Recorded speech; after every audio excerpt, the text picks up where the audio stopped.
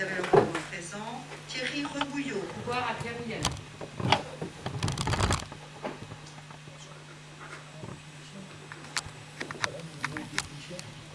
Martial Robillard. Céline Blondeau. Présente. Yolande Bonin. Pouvoir à Laurent Chartier.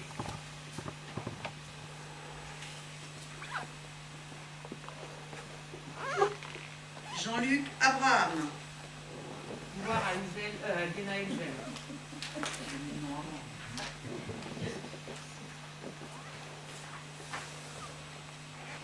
Francine Daguet. Isabelle Fénéard. Présente. Guénaël Uzel. Présent. Laurent Amberclaude. Présent. Thierry Kozik. Présent. Rémi Eulin. Présent. Jacqueline Nardeux. Pouvoir à Isabelle Fénéard. Denis Wallet. Présent. Raymond Dubois. Présent. Sylvain Gardet. Présent. Merci.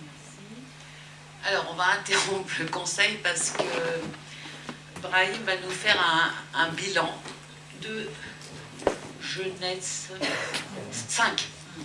Jeunesse 5.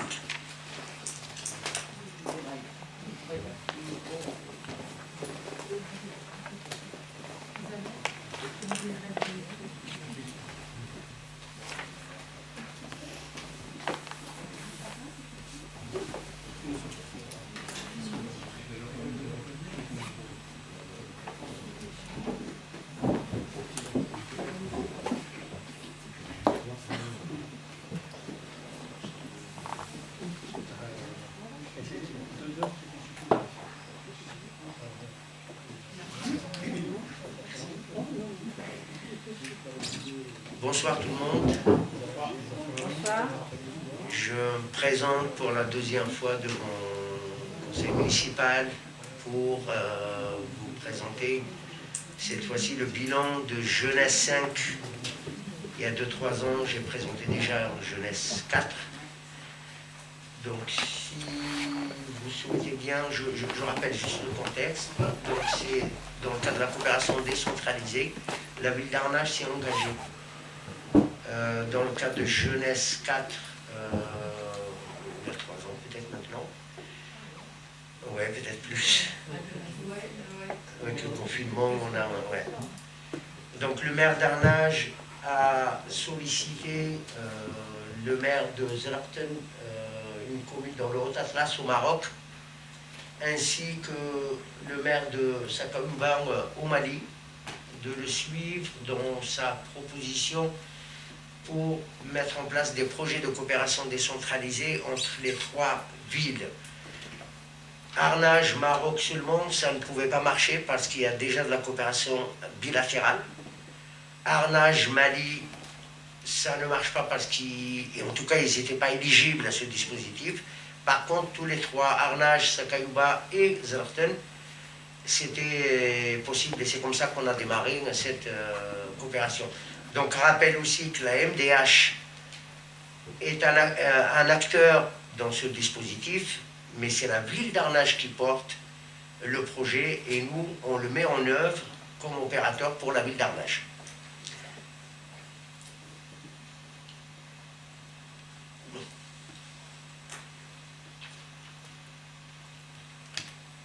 Donc, les partenaires, je viens de les indiquer, il y a Arnage, Zerarten, mais c'est déjà des partenariats d'action, d'échange avec les jeunes adolescents depuis 2012. Donc c'est une poursuite naturelle et même qui donne plus d'importance, d'implication des jeunes, mais de toute la population et de la municipalité d'Arnage. Arnage-Sakayouba, c'est une coopération décentralisée signée depuis 2010. Donc Daniel, que je vois ici avec le public, qui pourrait me corriger. Voilà, si je dis des bêtises. C'est bien dit. Et puis Arnage, Zerarten, Sakayouba, ce que je disais tout à l'heure, l'aide d'intention des 3 maires en 2018. Donc oui, c'est bien 3 ans, dans le cadre de la coopération décentralisée.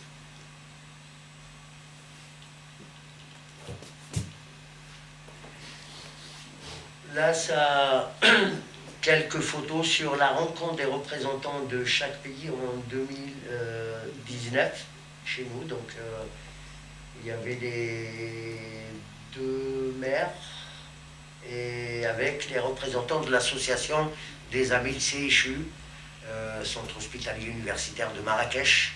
Et le maire de Zerten à cette époque n'était pas là, n'était pas présent et s'est excusé.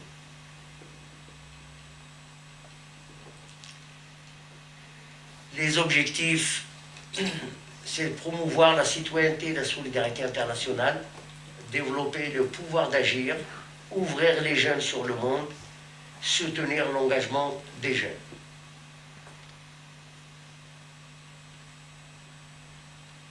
Axe du dispositif, il y a la formation et le développement. Nous, on a pris comme la formation à l'animation du BAFA parce qu'on a des compétences à l'interne, mais c'est aussi des objectifs de notre structure qui est l'animation socio-éducative. Et il y a aussi la formation aide au développement. Et on verra tout à l'heure qu'il y avait déjà une action cette année qui a été réalisée avec le groupe Mali et Sakayouba.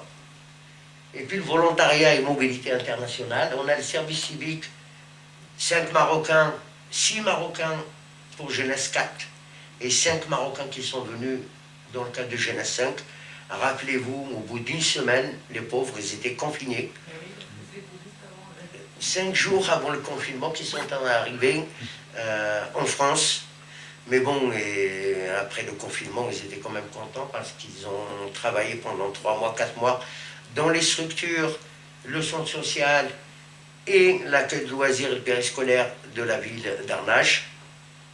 Et puis il y a le service civique qui concernait les Français. Malheureusement, ils ne sont pas partis. Mais il pourrait y avoir un départ. On a voulu faire un départ fin décembre, début janvier, mais avec la situation sanitaire, malheureusement, ce n'est plus possible. Une information aussi, le consulat général de France à Marrakech, pour aller jusqu'au bout de la démarche, il nous avait proposé une candidature d'un jeune Français de 19 ans qui réside à Marrakech, mais actuellement, on a eu l'agrément pour qu'il puisse faire son service civique, mais le problème, il n'a pas encore de compte bancaire à son nom en France, donc l'ASP refusera de payer son indemnité à des parents ou à des proches. Il faut que ça soit vraiment un compte bancaire à son nom. Donc voilà, aujourd'hui on est vraiment dans l'impasse par rapport à l'envoi des Français au Maroc.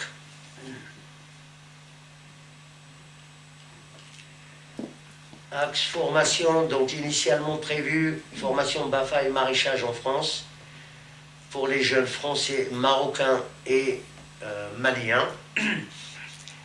Il devait y avoir 2 formations. Une, c'est pour BAFA base et une autre formation pour le BAFA perfectionnement. Et puis le maraîchage, on devait inviter 2 Maliens et un traducteur ou un guide qui devaient faire aussi leur formation avec une association dans la Sarthe.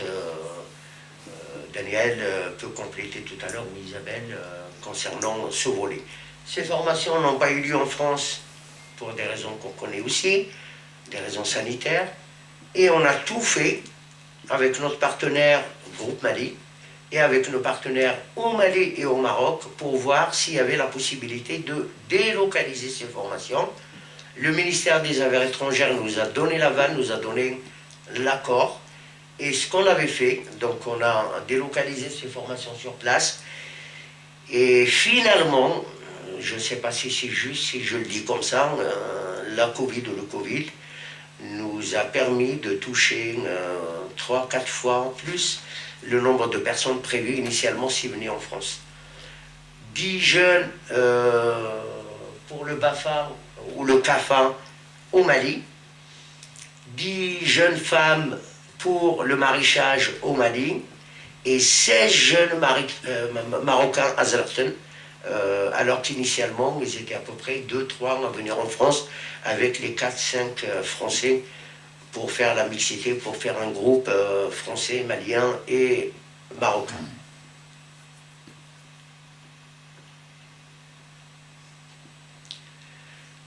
On retrouve les chiffres que je viens d'indiquer. Donc les formations BAFA et maraîchage n'ont pas pu être réalisées en France pour des raisons sanitaires. Les formations ont été délocalisées. Au Maroc, 16 participants. Au Mali, 10 pour le BAFA ou le CAFA et 10 participants pour le maraîchage. 6 jeunes Français ont suivi leur formation individuelle en France. Il y avait un objectif qu'on avait annoncé dès le début et qui nous a permis de toucher 10% de plus dans la subvention, c'était la mixité. La mixité a été assurée, même si ce n'est pas à 50-50%, mais il y avait les jeunes filles des deux pays, donc des trois pays, qui ont participé aux côtés des garçons.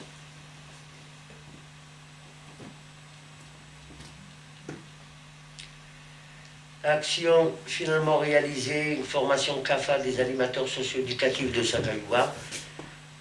Donc le CAFA, c'est un certificat d'aptitude aux fonctions d'animation, 6 jours de formation théorique et 4 jours d'approfondissement, 10 participants du 11 au 20 octobre 2021. Donc s'il y a des questions dans ce sens, pourquoi le CAFA et pourquoi approfondissement et théorique au départ, Daniel, comme je vous l'ai dit tout à l'heure, mais il y a aussi une élue qui est impliquée dans ce projet, donc Isabelle Rougon, qui pourrait aussi compléter ces informations. Le CAFA, tout simplement, il était difficile de trouver un centre de formation en France qui pouvait dispenser de cette formation au Mali pour des raisons à la fois sanitaires mais aussi sécuritaires. Et les recherches du groupe Mali, notamment par l'intermédiaire de Daniel Cadeau, il a pu trouver un intervenant, des formateurs d'un pays voisin au Mali qui avait les compétences et qui avait son association et qui pouvait intervenir dans cette démarche de formation CAFA.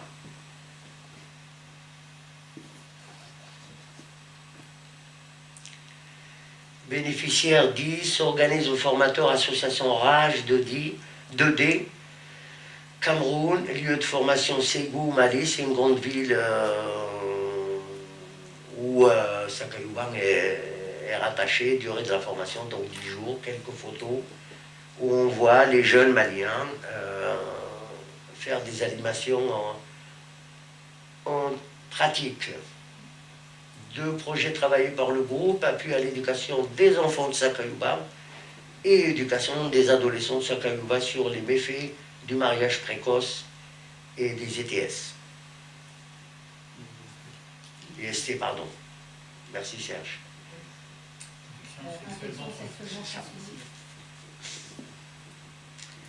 Action 2 sur 3, formation à l'animation à Zerten. Donc à gauche, vous avez la photo des stagiaires marocains, à savoir que les stagiaires marocains venaient de 3 villes différentes du Maroc.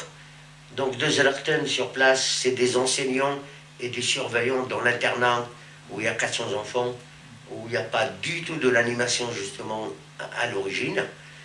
On a aussi 2 stagiaires qui sont venus d'autres montagnes de l'Atlas à 60-70 km de Zerten, mais également des animateurs qui sont venus de Marrakech, la ville, la plus grande ville où il y a l'association des amis de CHU, aussi d'Essaouira, où 3 stagiaires ont été formés pour qu'ils viennent en appui pour l'école maternelle que l'association Aide aux femmes de Saouira organise et gère.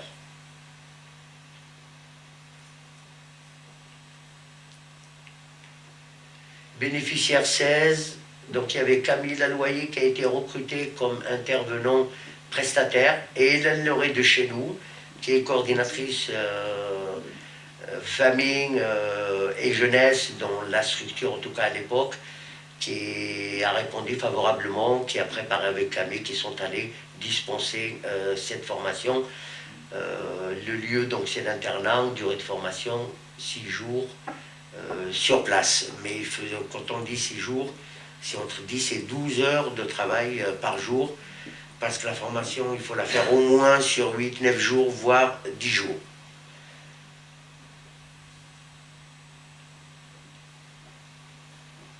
Alors on a utilisé, entre parenthèses, notre personnel pour ce genre de projet d'activité de formation. Tout simplement, les frais qu'on a engagés, qu'on devrait engager pour organiser ces formations au Mali et au Maroc, avec le nombre qu'on a vu et puis toute la logistique autour de tout ça, allait nous coûter beaucoup plus cher si on l'organisait en France. Et c'est pour ça que notre personnel venait en appui pour réduire un peu notamment la facture pour le Maroc.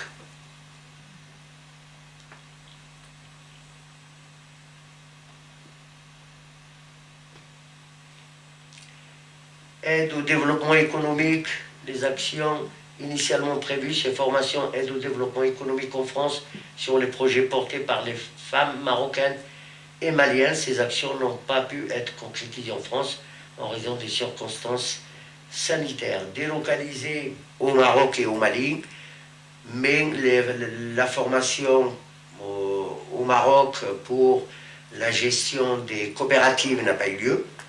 Donc on a associé les deux projets, formation de gestion des coopératives et le BAFA ensemble.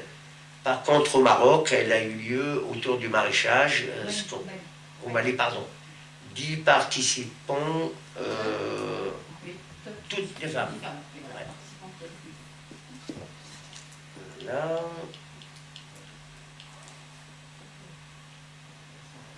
Ouais. Je vous laisse découvrir à gauche la photo des participantes et aussi c'est le formateur. Oui.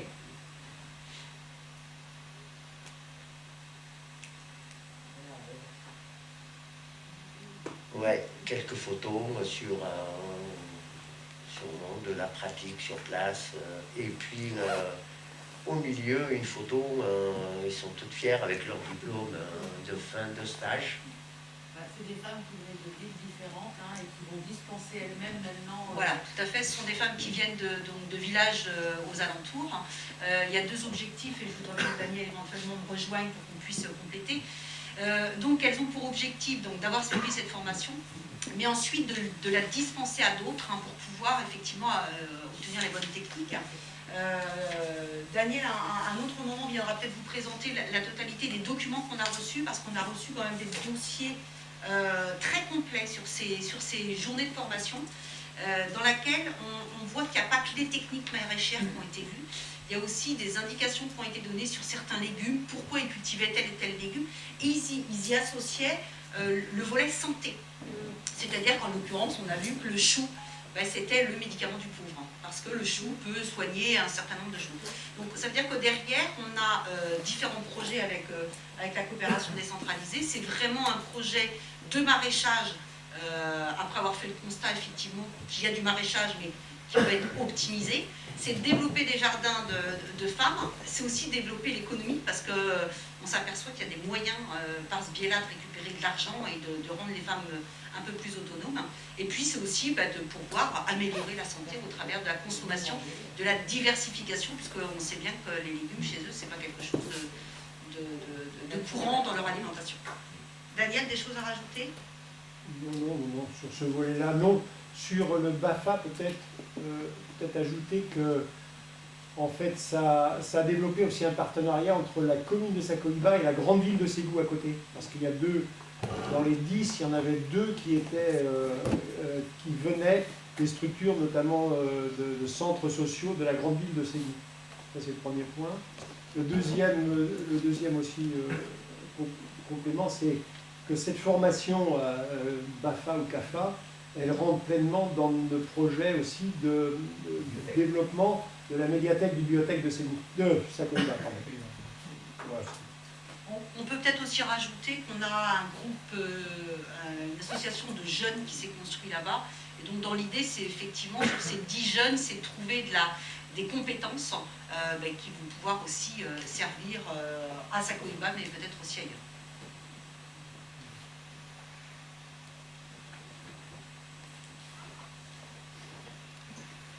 Service civique, donc c'est le volet mobilité internationale volontariat. Notre structure est agréée depuis quelques années maintenant pour accueillir et envoyer des services civiques en France ou à l'étranger. Et on a eu des expériences qui sont vraiment extraordinaires, notamment par rapport à ce volet, parce que la première fois, 6 volontaires marocains sont arrivés en France répartis en 3 groupes. Un groupe à la MDH pour travailler sur le carnaval, mais aussi les animations pendant l'été, pendant les vacances scolaires, et toute l'année, depuis qu'ils étaient là. Un groupe a travaillé avec l'accueil de loisirs périscolaires de la ville d'Arnage, et il y avait aussi un jeune, spécialement, qui a travaillé initialement prévu pour la médiathèque, et finalement il a fait moitié de son travail à la médiathèque, et l'autre moitié avec Gabriel sur l'informatique. Il avait des connaissances. Il a appris ce qu'il ne connaissait pas quand il était au Maroc, c'était le câblage, tout ce qui est technique. Et il connaît l'ordinateur, ce qu'il y a dedans, il connaît les réseaux sociaux, mais il ne connaissait pas la partie technique. En arrivant, en retournant au Maroc, il a câblé tout un bâtiment qui accueille 400 enfants, c'est l'internat de Zlatan. Et aujourd'hui, c'est le seul lieu où on peut trouver de l'Internet dans ces montagnes. Et de l'Internet avec la box et tout, c'est cet internat. Ouais. Et maintenant, ils ont construit avec l'internat 2 grandes salles de conférences, avec un appartement qui peut accueillir des conférenciers à l'avenir, ou des groupes qui souhaitent s'installer 3 jours, 2 jours, un week-end à Zlatan, avec la logistique nécessaire, moderne, pour que les formations ou les séminaires se passeraient dans de bonnes conditions. Ça, c'est vraiment un avantage pour l'association qui est extraordinaire. Et peut-être ce jeune, à l'avenir, il serait le futur salarié de l'association des Amis de Siège.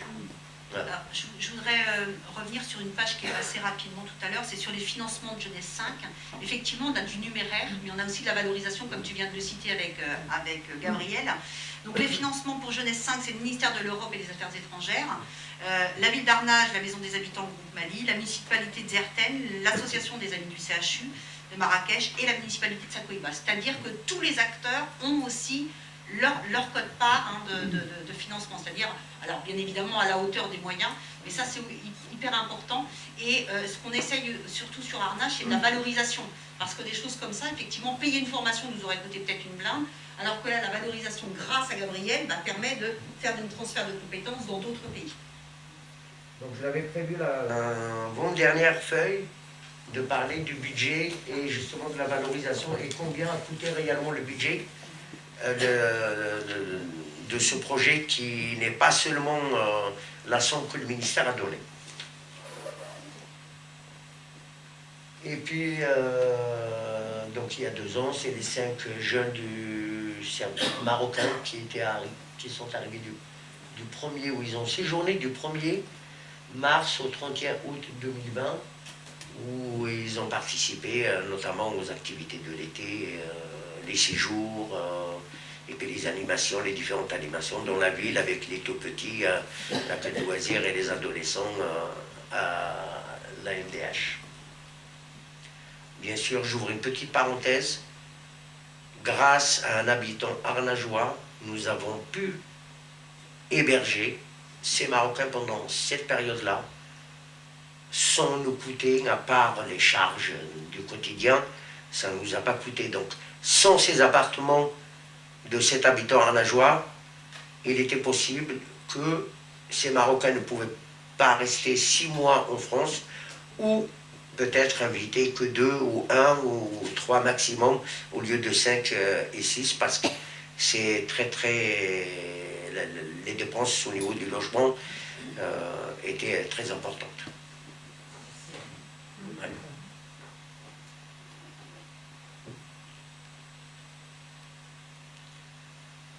Voilà, donc on rappelle juste les 3 qui étaient avec la ville et les 2 qui étaient chez nous, un au pôle famille, un pôle jeunesse. Donc pour le départ, ce que je disais tout à l'heure, malheureusement pour des raisons sanitaires, ils n'ont pas pu partir. mais il y a toujours l'attente, une grande attente. À Zerten pour faire des animations autour de la bibliothèque et aussi autour de l'internat, parce que les 400 enfants de l'internat, dans leur programme, mais c'est culturel, ne soyez pas choqués, c'est presque normal au Maroc. Dans leur programme, ils ont des études au grand maximum, presque 8 à 10 heures par jour. Ils ont des études le soir dans des salles pour compléter leurs connaissances. Et puis c'est les moments où ils participent à la préparation des repas et la partie sommeil. Et le temps pour le jeu, pour l'animation, ils ne l'ont pas, ils ne le cherchent pas, tout simplement parce que ça ne fait pas partie de leur culture, en tout cas dans cette zone. Et puis leur priorité, comme c'est des enfants, ça va entre 5 ans et 11 ans dans les mêmes classes, parce qu'ils viennent des différentes vallées de l'Atlas où ils n'ont pas suivi une scolarité normale. Donc un enfant de 11 ans, parfois, il a le même niveau d'un enfant de la maternelle, donc ils travaillent ensemble, et c'est le soir qu'on rattrape un peu les retards qu'ils ont. Et au niveau scolaire, je peux vous dire, ils ont une réussite pratiquement à 100% dans tous les examens. Mais ils ont besoin justement à l'avenir d'avoir des animations.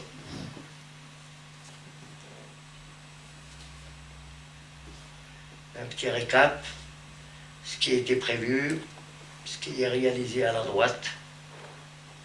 Donc ce que je disais tout à l'heure, hein, toutes les actions ont été réalisées à part l'action à Sawera pour la gestion des entreprises ou des coopératives. Les autres actions ont été réalisées, même avec force, parce qu'au lieu de faire participer en gros 3 jeunes ou 3 personnes par pays ou par structure, on est au-delà de ça, 16 au Maroc, 2 fois 10 au Mali, et 6 jeunes Français pendant ces 2 ans. Comme il n'y a pas de formation BAFA chez nous, on les a inscrits dans des formations avec les CMEA et les Franca, où ils sont formés individuellement, ils ont fini leur BAFA. Donc les jeunes Français n'ont pas été abandonnés à cause de ces problématiques qu'on a indiquées, mais ils ont eu leur formation BAFA et qu'ils ont validé aussi leur stage pratique chez nous. Donc on leur a offert un lieu de pratique. Et là, aujourd'hui, on a 50% de ces jeunes qui sont encore à Arnage ou Le Mans et qui viennent travailler l'été avec nous, qu'on recrute l'été pour compléter les équipes d'animation.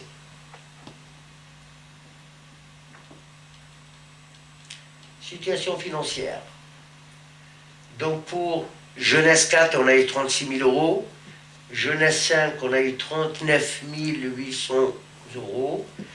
L'ASP a rajouté 2318,34, c'est pour payer des petites formations, pour compléter pour les services civiques, c'est en lien avec les services civiques. Au total, on a 42 118,34, ça c'est du numéraire, hein, ce que disait Isabelle tout à l'heure. Total des dépenses, c'est 41 779,64. Il nous reste à dépenser 338,70 €. Mais cette somme va être tout de suite absorbée et le résultat va être à 0, parce que le groupe Mali a dépensé des sommes qui n'étaient pas prévues au départ au Mali lors des formations en termes de logistique, les repas. Donc cette somme, j'ai proposé à notre conseil d'administration que le groupe Mali nous envoie une facture à hauteur de cette somme et qu'on va la payer, la régler, pour que leur déficit aussi, qui n'était pas prévu normalement dans la démarche, soit un peu assoupli, amorti. Le projet lui-même a coûté la totalité, le projet qu'on va présenter au ministère des Affaires étrangères en termes de bilan financier, il va être à hauteur de 118 000 €. La différence de 42 118 à 118 000 €, c'est la valorisation du travail qui est fait par moi-même ou mes collègues à la MDH. du travail qui a été réalisé aussi par le groupe Mali et le travail réalisé sur place en termes d'accueil, d'hébergement, mais aussi de transport pour les Marocains et les Maliens. Tout ça, nous, on l'évalue le projet global à 118 000 €, mais peut-être si on fait une réelle évaluation, il va être au-delà, parce qu'aussi les services de la ville ont travaillé sur ce projet. Je me rappelle Cécile Sinicourt a travaillé avec moi sur ce projet, ne serait-ce qu'en termes de validation, les échanges que j'ai avec Sophie, les échanges que j'ai avec les élus, tout ça aussi, ça se valorise dans le bilan financier. En tout cas, voilà, le budget global, il est autour de 118 000 € pour Jeunesse 5 et autour de 98 000 € pour Jeunesse 4.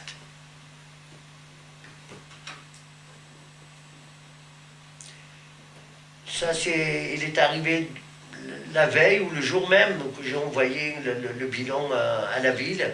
C'est les appels à projet 2022. Jeunesse, on sera à Jeunesse 8 pour cette année parce que 6 et 7, on n'a pas participé pour des raisons, des difficultés sanitaires, mais également, on n'avait pas fini. Jeunesse 5, on ne pouvait pas aller prendre, voilà.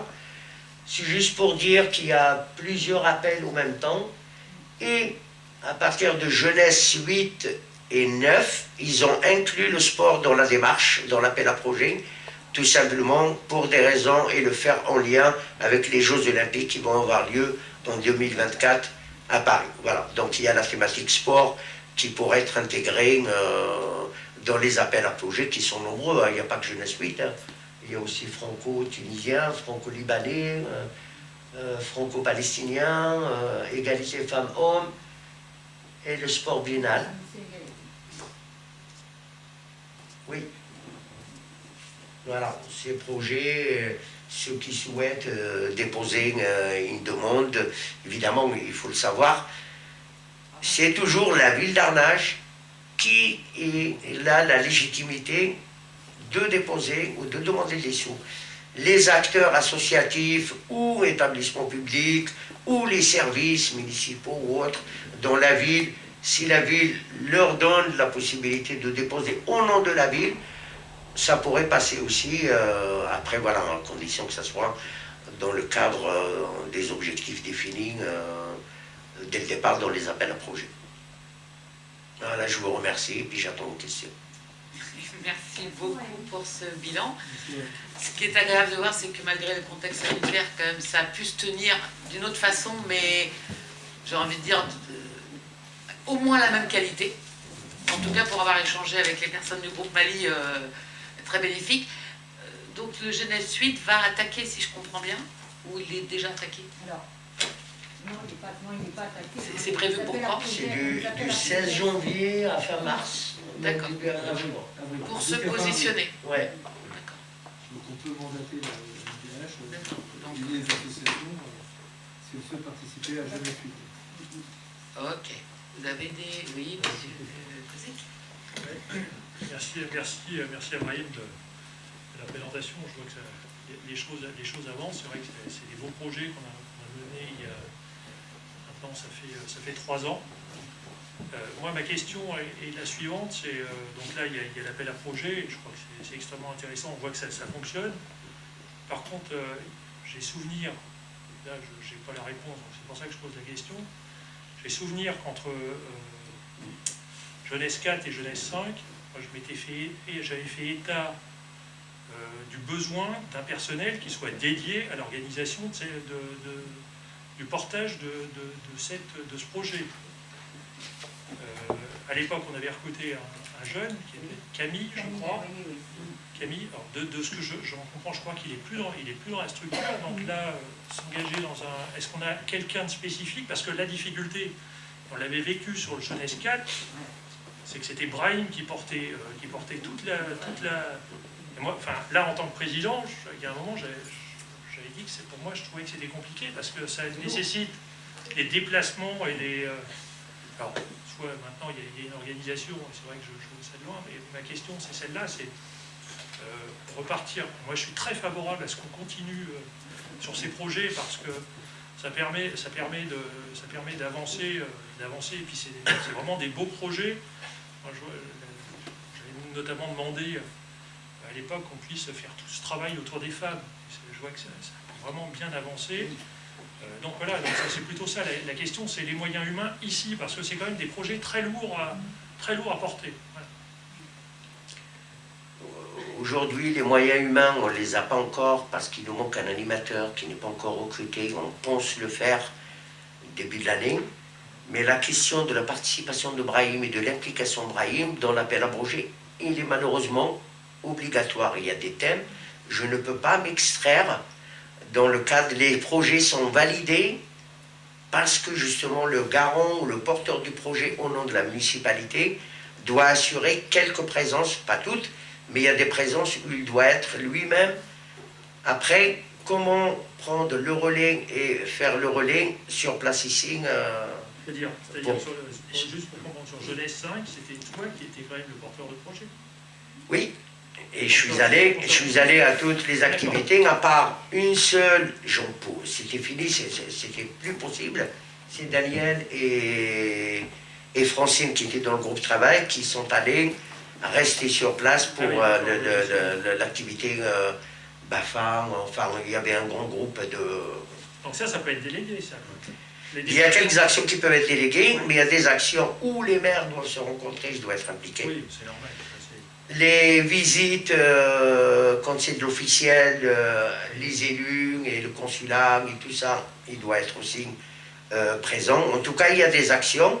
Je ne peux pas m'extraire complètement de... Non, mais ça veut quand même dire que l'animateur qui va être recruté, il a la capacité de porter le... Non, mais c'est plutôt ça. C'était plutôt ça ma question, c'est à partir du moment où on a le personnel pour le faire, je crois qu'il faut se poser la question. Parce que c'est vraiment une action qui fonctionne. Je crois que c'est... Voilà, je te rejoins tout à fait, Thierry, dans la mesure où, je rappelle, le groupe Mali est quand même le bras armé de la mairie. Donc, ça veut dire qu'en termes de techniciens ou de personnel mairie, on n'a personne. Donc c'est aussi important sur cette tripartite d'avoir une personne référente, parce que effectivement ça ne s'invente pas, c'est du temps, et pendant ce temps-là, voilà, c'est quand même un appel à projet, Jeunesse 8, même vous l'avez vu sur Jeunesse 4, Jeunesse 5, ça vous a demandé quand même vachement de temps. Et c'est quand même, heureusement que Camille a démarré Jeunesse 5, parce qu'il a quand même un peu mâché, mais il n'empêche que après, le Covid étant arrivé, ça a un peu ralenti les choses, mais il a fallu quand même que les associations et la Maison des Habitants fassent des démarches très importantes.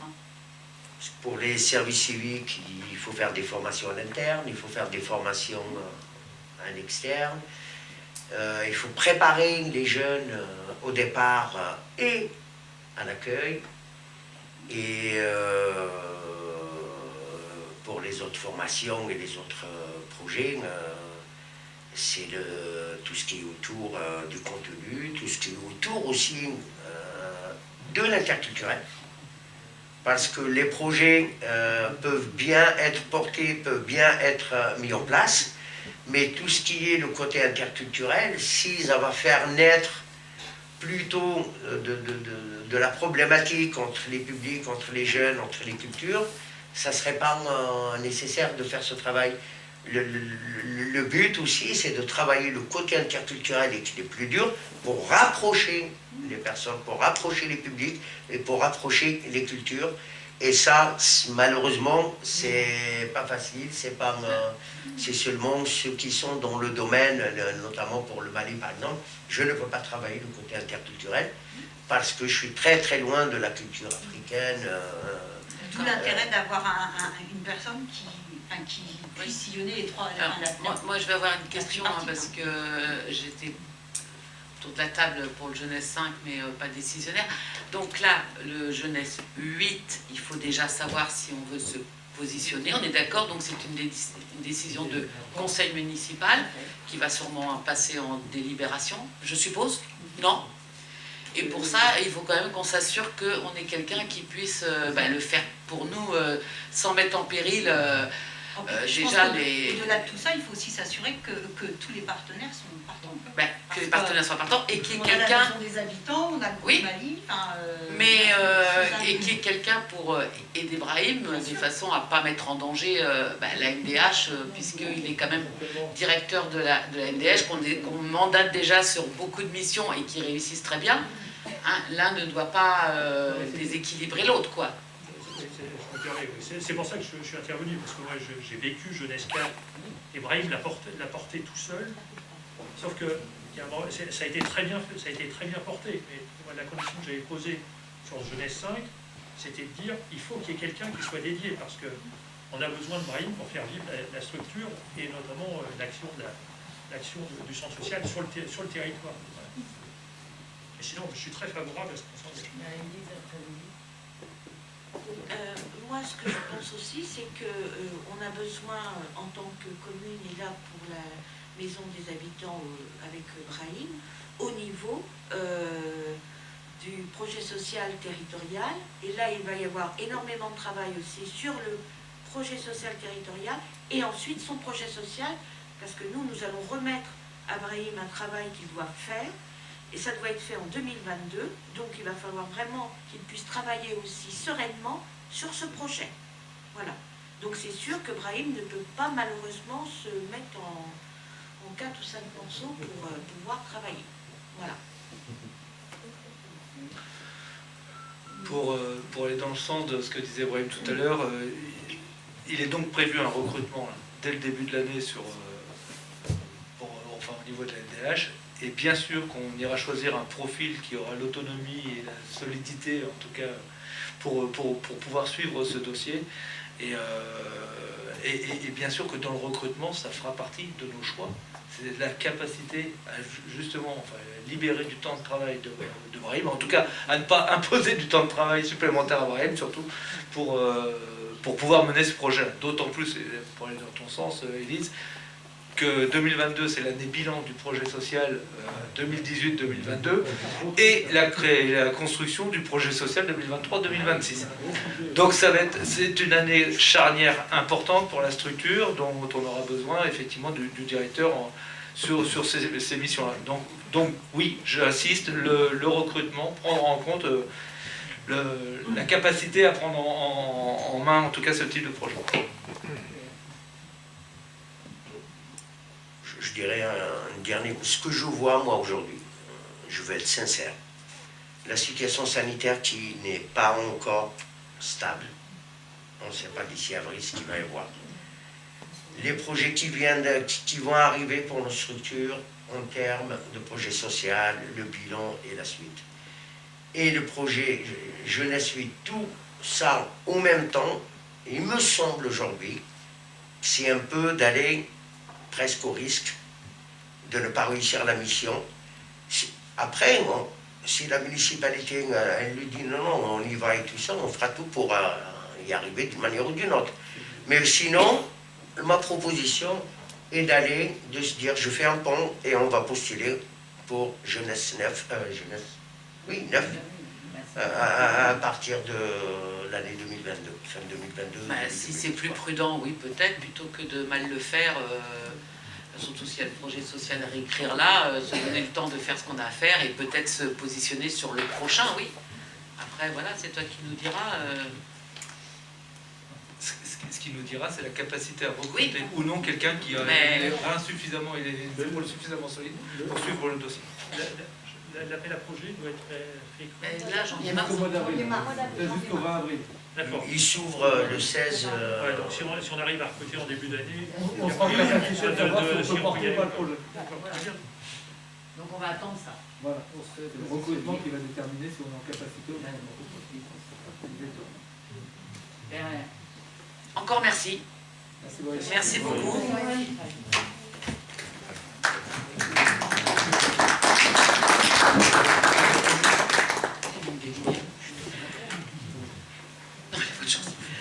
Donc nous allons reprendre le cours du conseil municipal. Il est réouvert. Je vais vous faire part des décisions que j'ai prises depuis le conseil précédent. Donc le 29 septembre, une signature d'un contrat pour le logiciel de prospective financière Alors, un droit d'accès annuel de 6 000 € et des frais de mise en ligne de 1 200 €. Le 30 novembre, une signature d'une convention d'intervention d'enseignants dans les structures petite enfance, enfin une reconduction. Hein. C'est sur le multi-accueil avec le rang possible, enfin les assistantes maternelles, pour 10 séances de 2 heures, c'est fait par l'EEA. Alors le coût horaire du 30 septembre de septembre à décembre, c'est 30,60 € l'heure, et de janvier à juin, ça sera 34 €. Voilà. Le 17 novembre, je regarde si quelqu'un une convention avec la ville d'Allonne pour la location de matériel technique pour un décompacteur. C'est pour désherber, enfin c'est évite les produits phytosanitaires. Donc, alors, une durée de 5 ans pour un montant de 3 545 €. On mutualise le matériel.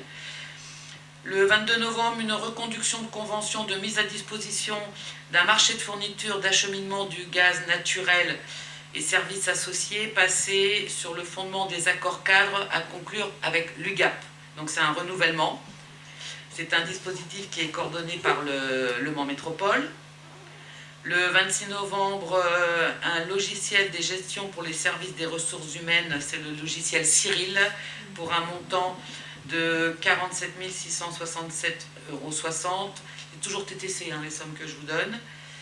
Le 1er décembre, c'est une reconduction d'un logiciel de gestion finance, le CJLog Berger-Levrault, contrat de 3 ans. Alors, les droits d'utilisation, 3 123 €. Ah non, là c'est hors taxe par an, autant pour moi. Et maintenant, ces formations, 357 € hors taxe par an. Le 1er décembre encore, la reconduction du logiciel de gestion pour le service état civil de la ville, Logitude, contrat d'1 an, renouvelable 2 fois tacitement, montant annuel 1 200 €. Et toujours le 1er décembre, reconduction du logiciel de gestion pour le service état civil de la ville, le suffrage web, élection, contrat d'1 an renouvelable 2 fois tacitement, pour un montant annuel de 340 €.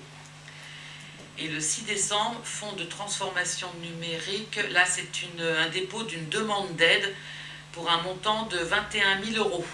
Là c'est une demande. Il doit nous montrer une barre de lumière, je vois pas grand-chose. Moi, c'est pas lui. C'est pas allumé. Hein, et voilà. Donc ça c'était les décisions Didier et Manu. Je me rappelle, la première ligne, c'était pas déjà une question de logiciel de gestion? Le logiciel de prospective financière. D'accord, c'est pas la même chose que le 47. C'est le pas Simco. la gestion financière, c'est la prospective. Non, c'est Simco. C'est vrai que ce qu'on s'aperçoit, c'est que c'est énormément de logiciels pour la gestion. De plus en plus, qui coûtent énormément cher quand même, pour certains d'entre eux. Ben oui. Et que on peut pas faire sans, mais c'est compliqué, enfin, du moins, vraiment oui. des sommes qui sont quand même assez imputantes pour le budget, quoi. Certains logiciels sont très très onéreux, c'est vrai. Et c'est compliqué maintenant de s'en passer. C'est en panne. Bon, eh bien, je dirais pas très bien, c'est pas grave. Il faut qu'on approuve le procès-verbal du Conseil du 29 novembre. Est-ce qu'il y avait des annotations dessus, des remontées? Je n'en vois pas. Ah, non, j'ai lu. Moi, bon, on s'en doutait. Juste un ou deux petits trucs. Ah, vas-y. Je ne l'ai plus sous les yeux. C'est que on avait fait un transfert de crédit. Et alors, moi, j'aurais bien aimé qu'on mette les sommes, parce qu'il y avait quand même pour 30 000 € sur le plan numérique. Alors, je ne vais pas vous donner le détail, hein, je ne l'ai plus en tête. Il y avait 2 200 pour solder une facture pour terminer le chantier de la maison. Ah oui, c'était l'ADM. Oui, et puis 3 816, je me demande si c'était pas pour un truc, là c'est un peu difficile que je le dise. Ah ouais, il y avait le logiciel Studéfi, c'est vrai. Voilà, c'est ça. Là c'est marqué dans l'achat du logiciel Studéfi, mais il n'y a pas les sommes, exact. Moi j'ai redit les sommes, voilà. Ouais. Donc sinon ça allait, je l'ai parcouru, c'était pas mal. Et puis j'avais pensé aussi, puisque tu vas y venir, j'avais pensé aussi qu'on pouvait mentionner. On a dit que pour l'achat des terrains ou du terrain pour faire les parkings. Pour faire Oui. les parkings. On a Allez, mis- bord de Sarthe. Voilà, on a mis pour un montant, si ma mémoire est bonne, de 3 309 €. Et en fait, j'aurais bien aimé qu'on mette la surface aussi. Il y avait 3009 mètres carrés. C'est Oui, ça c'est ça. C'était Voilà. 3009 mètres carrés par contre. Sinon, C'était quasiment 1 euro. Ce serait Exact. bien parce que sinon, ça ne part pas beaucoup. Sinon. Donc, en règle générale, il faudrait mettre les montants. Ok. Ah, très bien, merci. D'accord. D'autres remarques? Non. On va donc voter. Qui est pour approuver avec les modifications qui viennent d'être faites? Qui est contre? Non, qui s'abstient? Il n'y en a pas. Merci. Et on va passer à l'ordre du jour.